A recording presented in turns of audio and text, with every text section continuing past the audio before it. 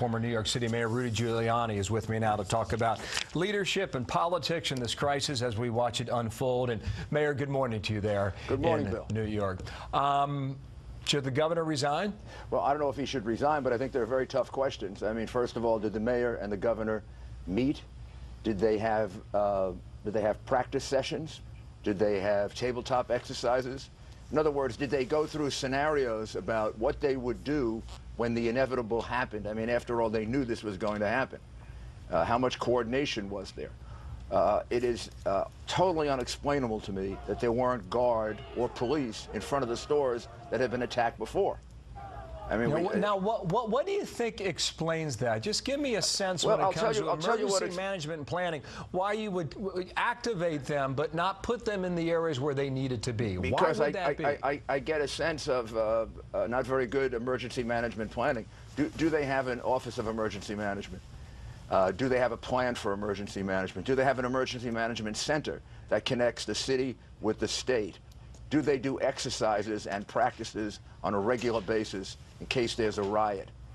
I'd want to know the answer to all those questions. How much communication was there between the governor and the mayor? You will remember on 9/11, for 2 months, you could not see me without seeing Governor George Pataki right next to me. I just saw George last night, and we talked about that. So those are the questions that have to be answered. But the main one is there should have been police and there should have been National Guard in front of the stores that were attacked before. That's more or less just an obvious thing. It doesn't need. As a governor of the state in Nixon's role, and as your role as former mayor of the city, are you concerned about the images from last August when the APCs and the up-armored Humvees were in the streets of Ferguson? I am not. We used them in New York. Commissioner Ray Kelly has used them.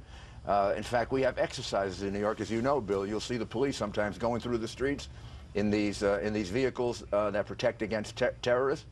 I think Commissioner Kelly, I know my police commissioners, I'm pretty certain Commissioner Bratton would agree. These things tell the people who want to cause trouble, hey, you know, we got a big force here that's going to affect you. I also kept about half of it hidden, so I didn't show a lot of force. I showed a little bit of force, not overwhelming. That would really frighten people.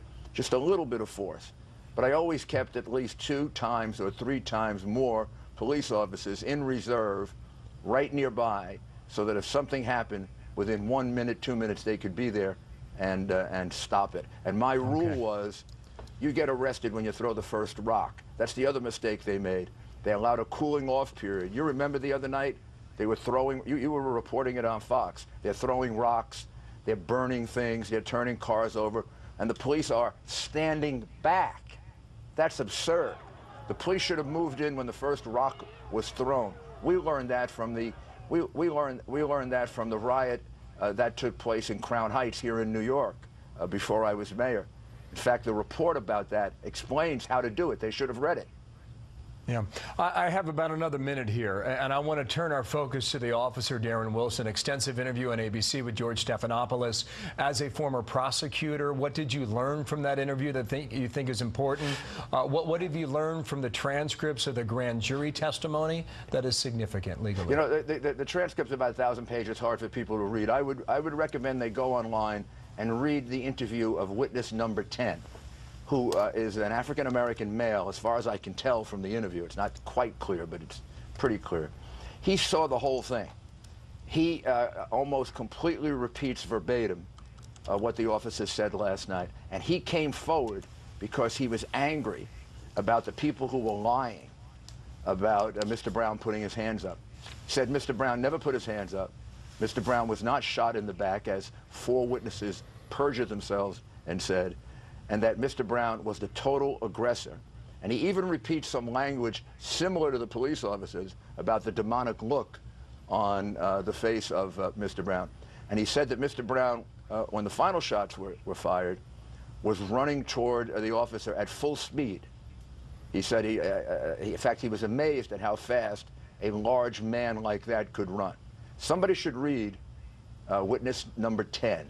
And then there are 6 other witnesses, I believe most of them African-American, who support if not all of that, almost all of it. This was an unindictable case. This was a case that would have been lost at trial.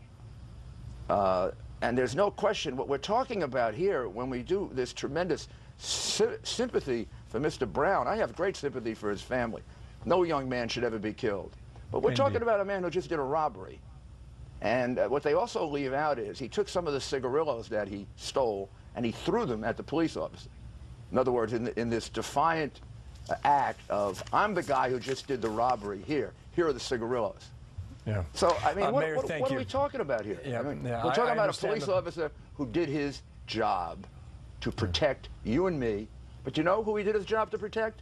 The African-American community that lives there, because those are the people who are victimized the most.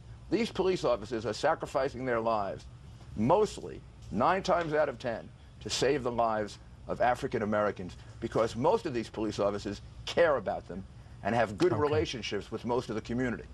Thank you, Mayor. Rudy Thank you. Giuliani with us from New York.